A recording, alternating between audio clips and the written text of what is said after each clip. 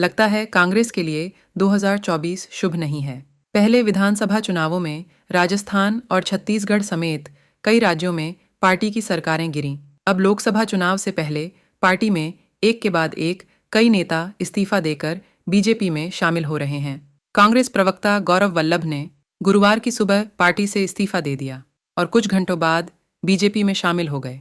उनसे पहले महाराष्ट्र में संजय निरुपम ने इस्तीफा दे दिया।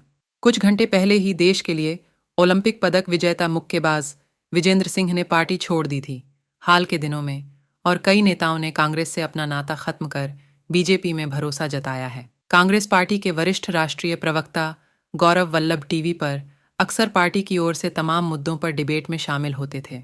कांग्रेस को छोड़ने के बाद उन्होंने कहा कि वह सनातन धर्म के खिलाफ नारे नहीं लगा सकते हैं। कांग्रेस सनातन विरोधी पार्टी है। इसके साथ ही उन्होंने कहा कि जो लोग देश के वेल्थ क्रिएटर्स हैं उनको गाली भी नहीं दे सकता हूँ। उन्होंने कहा कि कांग्रेस जिस तरह दिशाहीन होकर आगे बढ़ रही है उसमें खुद को सहज नहीं पा रहा था। वल्लभ कई महीनों से पार्टी की ओर से टेलीविजन कार्यक्रमों में शामिल नहीं हो रहे थे और लंबे समय से उनकी कोई प्रेस कॉन्फ्रेंस भी नहीं हुई थी। वल्लभ के अलावा कांग्रेस की बिहार इकाई के पूर्व अध्यक्ष अनिल शर्मा और राष्ट्रीय जनता दल आरजेडी नेता उपेंद्र प्रसाद ने भी पार्टी महासचिव विनोद तावड़े की मौजूदगी में बीजेपी की सदस्यता ग्रहण की। कांग्रेस में ओबीसी का मुद्दा उठाना पार्टी के लिए ही घातक होता जा रहा है।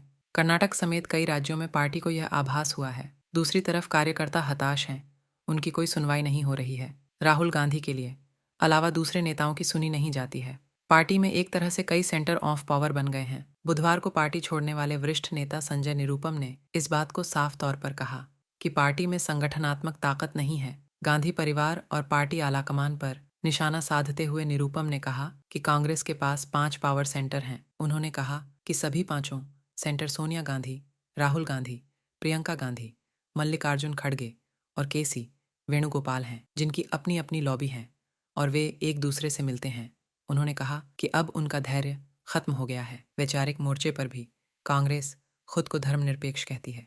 आप सभी लोगों को सबसे पहले नमस्कार और जय श्री राम। पहले कांग्रेस में एक पावर सेंटर हुआ करता था।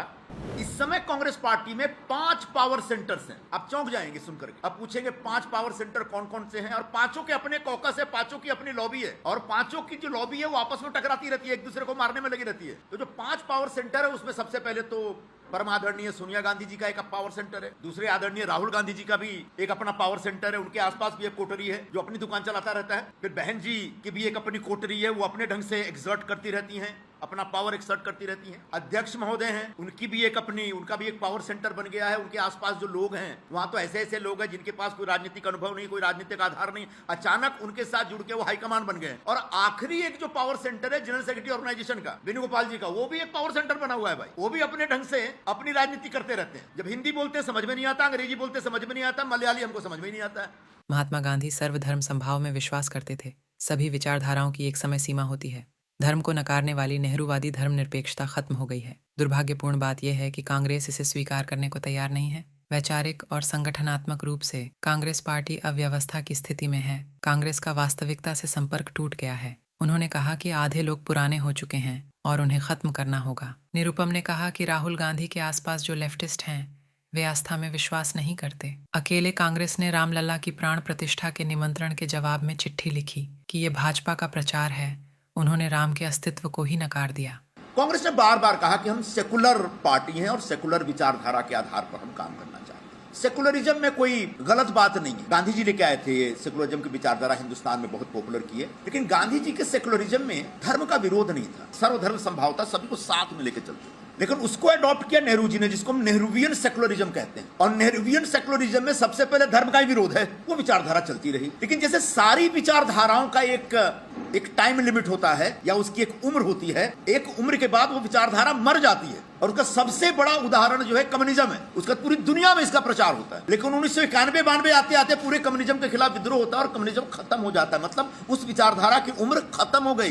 बिल्कुल 70 वर्षों के बाद आज हिंदुस्तान में जो नेहरूवियन सेकुलरिज्म है, जिसमें धर्म के आग्रह का विरोध होता है, धर्म के अस्तित्व का विरोध होता है, धार्मिक होने का विरोध होता है, उसकी उम्र अब खत्म हो चुकी है। और इसको मानने समझने के लिए कांग्रेस पार्टी तैयार नहीं है। रामलला विराजमान का जो एक कार्यक्रम था, राम मंदिर का भव्य उद्घाटन था, उसके लिए बुलाया गया था और सब लोग सरकार से या बीजेपी से सहमत हों ऐसा नहीं था, लेकिन सभी लोगों ने बड़े प्यार से सम्मान से कहा कि साहब धन्यवाद, आपकी चिट्ठी मिली, आज अभी फुर्सत नहीं है, बाद में कभी हम आ जाएंगे। लेकिन किसी ने भी उस पूरे आयोजन, पूरे उत्सव के ऊपर सवाल नहीं उठाया। अकेला कांग्रेस पार्टी की चिट्ठी है जो कहती है कि नहीं ये भारतीय जनता पार्टी का प्रचार है, और उस आधार पर उन्होंने राम के अस्तित्व के ऊपर सवाल उठाया और राम के होने पर और राम के प्रति जो आस्था है उस आस्था को ही नकार दिया। दूसरी तरफ गौरव वल्लभ ने त्यागपत्र में यह दावा भी किया कि मौजूदा दौर में आर्थिक मामलों पर कांग्रेस का रुख हमेशा वेल्थ क्रिएटर्स को नीचा दिखाने वाला रहा है। देश में होने वाले हर विनिवेश पर पार्टी का नजरिया नकारात्मक रहा है। उनका कहना है कि आर्थिक मुद्दों पर पार्टी के रुख को लेकर भी वह घुटन महसूस कर रहे थे। बीजेपी में शामिल होने के बाद वल्लभ ने कांग्रेस की आर्थिक नीतियों को लेकर उस पर निशाना साधा। उन्होंने कहा कि कांग्रेस निजीकरण, उदारीकरण, वैश्वीकरण को गाली देती है, जबकि पूर्व प्रधानमंत्री डॉक्टर मनमोहन सिंह और पीवी नरसिम्हा राव ने इसे आगे बढ़ाया। वल्लभ ने कहा कि उन्होंने हमेशा मुद्दों पर आधारित राजनीति की और मोदी के विकसित भारत के एजेंडे से आकर्षित हुए हैं। उन्होंने कहा कि वह हमेशा से अयोध्या में राम मंदिर का निर्माण चाहते थे और प्राण प्रतिष्ठा समारोह में नहीं जाने के कांग्रेस के फैसले को वह स्वीकार नहीं कर सकते।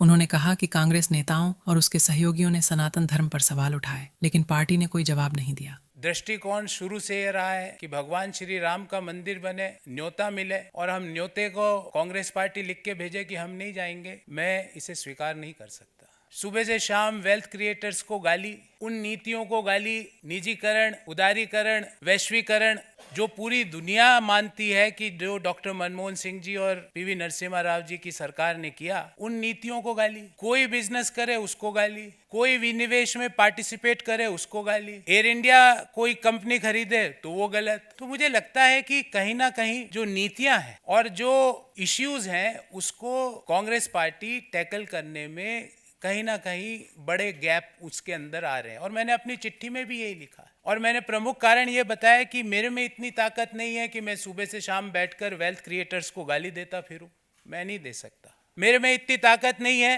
कि जब सनातन धर्म के ऊपर सवाल उठाए और मैं चुपचाप बैठ जाऊं, मेरे से नहीं होगा।